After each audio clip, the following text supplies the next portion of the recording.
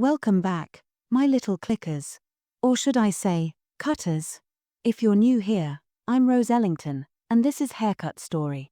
Every week, I share one of my transformations. Some real, some imagined. Some, like tonight, etched so deeply in memory, I can still smell the kitchen tile glue and feel the plastic handles of my mother's kitchen scissors in my palm. Last week, I told you about the doll incident. My first taste of control. Of scissors. My mother was horrified. I was electrified. But tonight's story isn't about dolls. It's about real hair, real consequence.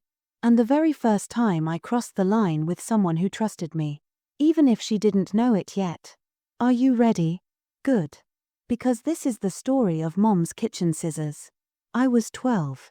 That age where you still wear glitter lip balm and cartoon socks, but you're also watching your friends bloom in different directions, some into makeup, some into rebellion, some into silence. And me. I was blooming into scissors. It started with watching. I would sneak into the den while my mom was cooking and sit cross-legged in front of the family desktop. Dial up. Slow. But it did the job. Haircut videos. ASMR didn't have a name yet, but I knew what it did to me. The slow brushing. The clips snapping open. The way a girl flinched, just a little, when the first lock fell. There was something sacred about it. Not sexy, not then. Just powerful. Like a ritual I wasn't supposed to know yet. That's when Lila came over. My best friend. Blonde. Bouncy. Too trusting for her own good. We did everything together, sleepovers, bike rides, sharing secrets at the edge of sleep. And one Saturday afternoon, she said it. The words that sealed her fate. Hey, my bangs are getting weird. You could trim them, right? I smiled.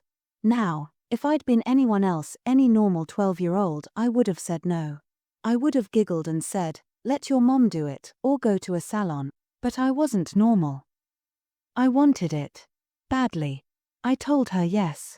We set up in the kitchen, because that's where Mom kept the scissors. She was out running errands. We had the house to ourselves. Lila sat on a stool, her legs swinging. She handed me the plastic comb from her sleepover bag. I just want them a little shorter, she said. I pulled her bangs between my fingers. They were soft. Lighter than I expected. Hold still, I whispered. I wasn't even pretending to be nervous. I was focused. Hungry. I snipped. Not much. Just the ends. Cute, she said, blinking. But I wasn't done. I tilted her head. Parted more hair. Combed through the crown. The scissors hovered. Clicked. Danced. Wait, you're going higher, she asked. I lied. It's just evening them out. Another snip. And another. The strands started landing on her lap. Tiny golden feathers on her polka-dot pajama pants. Rose. She sounded unsure now. That sound, uncertainty, was like champagne in my bloodstream. Effervescent. Bubbly. Dangerous. Almost done, I purred. But I wasn't. I took a chunk from behind her ear. Lifted it. Stared at it. Let it catch the kitchen light. And then, snip. The lock landed on the linoleum floor with a soft plop. Lila flinched. That's not my bangs. I didn't answer. I was in too deep. I pulled more forward.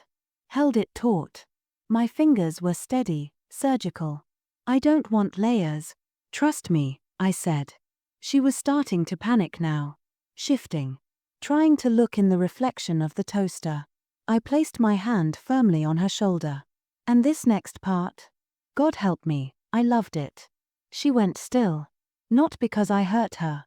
I never would. But because she felt the shift. Something in my grip. My tone. The way I'd stopped pretending. She knew. On some primal level, she knew she wasn't in control anymore. When I finally let her up, she ran to the hallway mirror.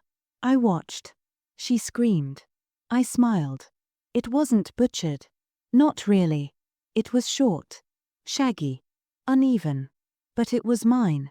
My cut. My pattern. My rhythm on her skull. She cried. Why would you do that? I said I didn't know. I said I panicked. That I slipped. That I was sorry. She didn't believe me. But she stayed friends with me. That's the strange part. She wore hats for a month, sure, but she stayed. We never talked about it again. But I never forgot. That night, I crept back into the kitchen, swept up the fallen locks from under the stool, tied them in a ribbon from her sleepover bag, and hid them in my closet. They're still there. You know, people ask me sometimes, Rose, when did it become more than just stories? This was the first time.